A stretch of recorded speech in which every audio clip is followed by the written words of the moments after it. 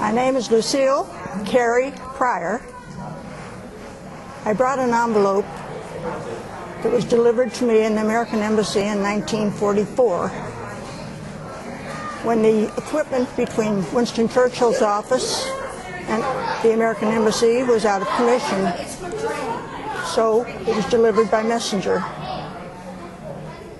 I wasn't supposed to bring it home, but I couldn't pass up the opportunity to show off to my family. Now, this was the embassy in England, is that correct? Yes. Let's see, can you show us the envelope? This was the outer envelope.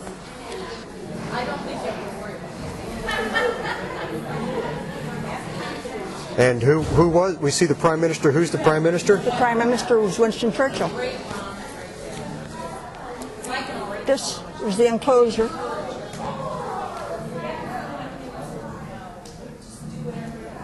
Mr. McKay was Winston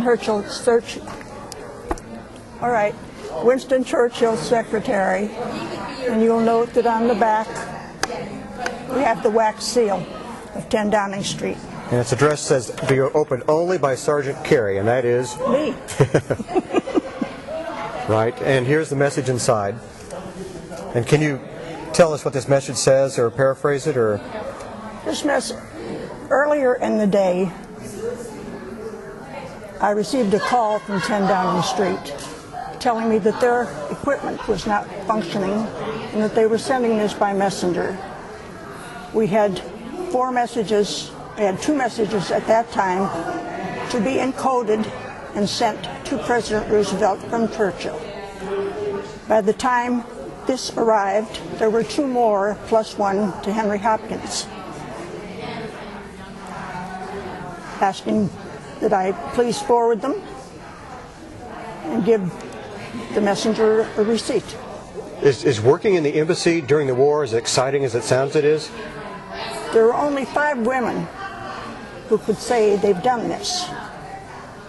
Rita Kalphabi was on a plane with General Peabody, who was military attaché to the Court of St. James. Of course, World War II is different than today. We replaced men so that they could go on to other jobs. She asked him at that time if there were any men that he had that could be replaced by women. And he laughed at her and said all he had were 5 men in the code room. He said, "You don't have that." And she said, "What if I train them?"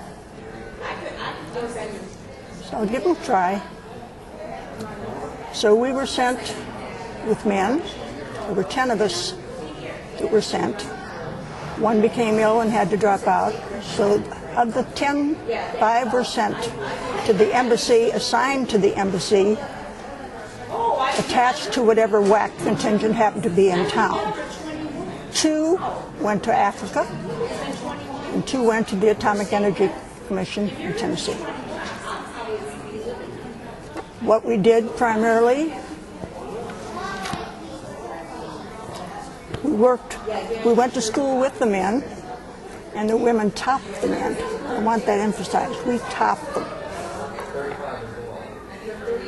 So we were sent from there back to our base. Then we were sent overseas with the 101st Airborne Division on a 44-day journey. We started in convoy, got up around Iceland, and there was no convoy. 1 engine had conked out on a boat. So consequently, we had to put in Newfoundland. If you remember, 1943 was when the U-boats were prevalent around Iceland. No one was allowed to say what outfit they were with. 101st would have been a plum. We put into Newfoundland. We tried to get out of there 5 times.